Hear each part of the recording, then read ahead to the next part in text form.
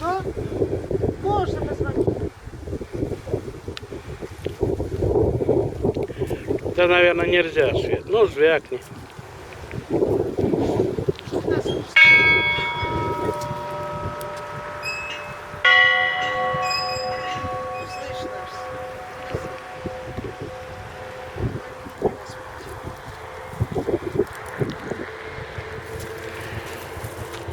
Ну ладно. Поехали, да?